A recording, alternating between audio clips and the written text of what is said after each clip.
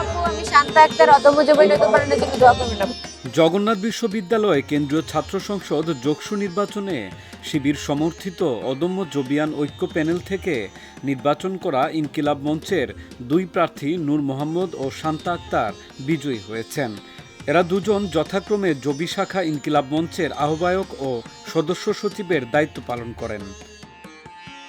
আজ বৃহস্পতিবার যোগসু নির্বাচনী ফলাফলের প্রজ্ঞাপন থেকে জানা গেছে, নির্বাচনে স্বাস্থ্য বিষয়ক পদে নূর মোহাম্মদ ৪,৪৭০ ভোট পেয়ে জয়ী হয়েছেন।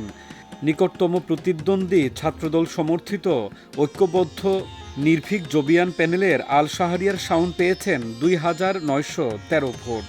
তাদের ভোটের ব্যবধান ১,৫৫৭। সদস্য পদে শান্তা আক্তার ৩,৫৫৪ ভোট পেয়ে জয়ী হয়েছেন।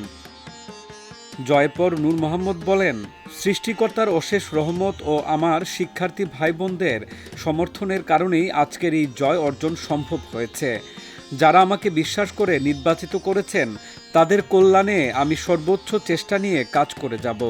অপরদিকে শান্তা আক্তার বলেন, শিক্ষার্থীরা যে ভরসার জায়গায় আমাদের বসিয়েছে সেই আস্থার পূর্ণ মর্যাদা রক্ষা করাই আমাদের মূল লক্ষ্য। শিক্ষার্থীদের হয়ে কথা বলা, কাজ করা এবং তাদের কল্যাণ নিশ্চিত করাই আমাদের প্রধান উদ্দেশ্য।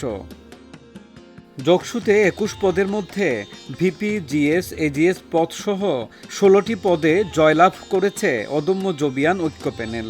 এছাড়া ছাত্রদল সমর্থিত ঐক্যবদ্ধ নির্ভীক জবিয়ান প্যানেলে ৪ জন ও স্বতন্ত্র একটি পদে জয় পেয়েছে।